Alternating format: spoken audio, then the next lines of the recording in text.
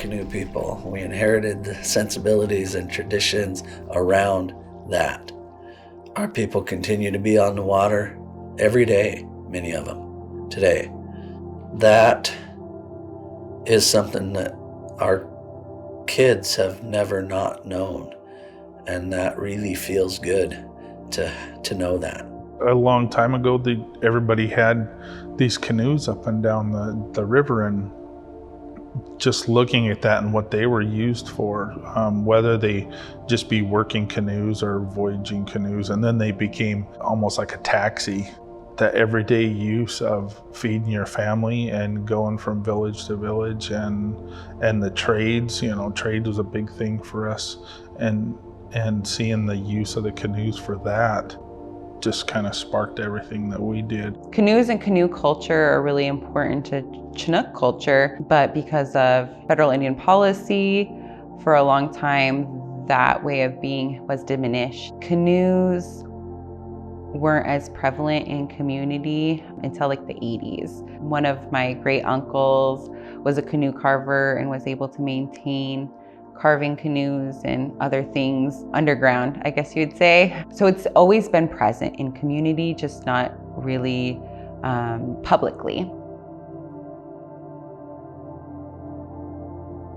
Our neighboring community of Shoalwater Bay Indian Reservation, if the canoes don't naturally go across in the year for tribal journeys or some other event, we make a point of putting the canoes in the water and traveling back and forth, keeping that highway open, right? This traditional road that we had on the water between our two villages, Namschatz and Namlayaks.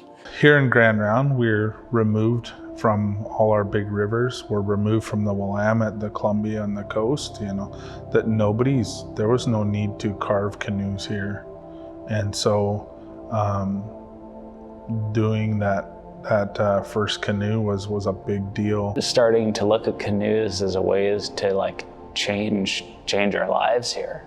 Even prior to us traveling, we'd all spent a number of years working in cultural resources and revitalizing cultural practice, and just seeing a way that kind of fast-tracked that in a way.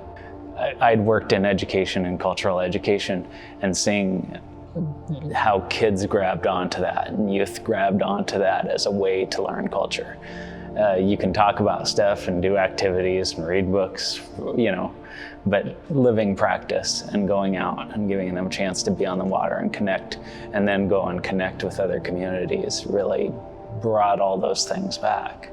Yeah, it's cool to go to all these places, but at the same time, it's like we're putting these canoes back in the same rivers that our ancestors were paddling. We're literally going up and down these rivers and out the mouths of these rivers where hundreds of canoes for thousands of years have gone. Canoe journey is kind of along the same lines of going from village to village. You're bringing your songs, you're bringing your dances. When you're going someplace, you're carrying your ancestors with you. So canoe journey happens every year between the time of July 1st to say the end of August, somewhere in that time. There is a large one, that consists of about 100 canoes. And there's also some smaller ones. And the smaller ones are probably just due to the ability to host such amount of people. Not all of our tribes and First Nations have, say, the land base to even host thousands of people, and maybe a few hundred is best, and they'd like to host and participate as well. And so there are large and small ones. To me, being a skipper is you have to practice diplomacy and make the right decisions and not let your ego get in the way, because on the water, all those pullers who are paddling your canoe look up to you, and their safety's in your hands. The first leg I did on a journey was we got up at 4 a.m. We went out and we pulled, and it was dark the entire time.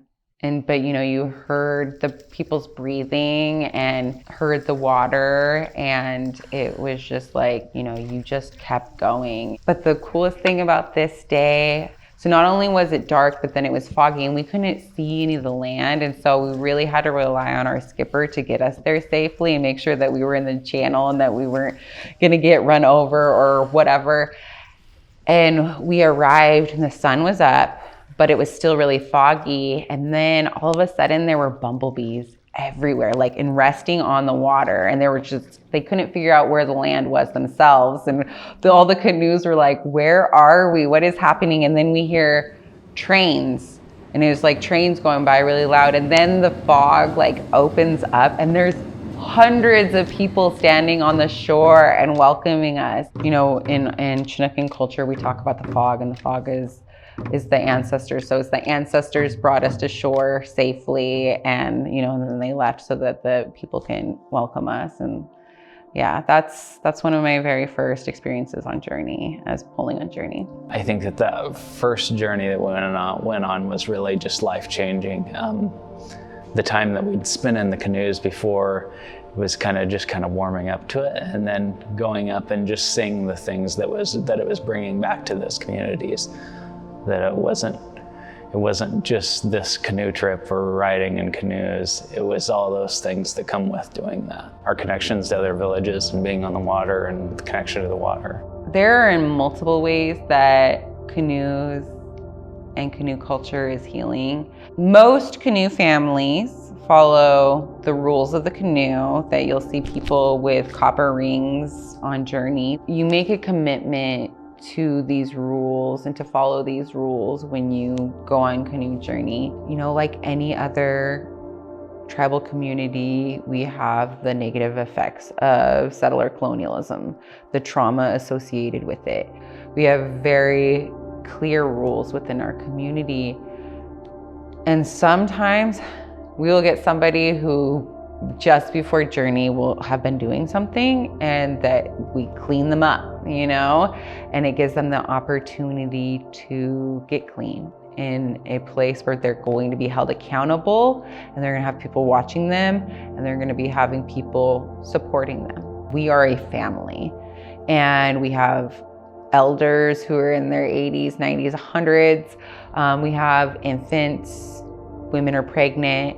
We are a family, and we travel as such. The canoe journeys saved my life.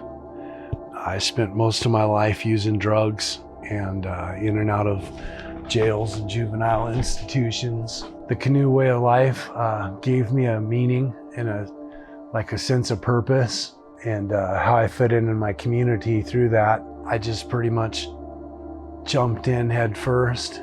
I looked more like not what my tribe can do for me, but what I can do for my people. My opinion, the river is more like the state than the lands on either side of the Columbia, because that was like the bloodline, because it was transportation, it was food. A lot of things have done to time immemorial has been on the river. Protocol is the best though. And then the nights before, like every night is so fun. I can just feel the energy when I'm in there. Yeah.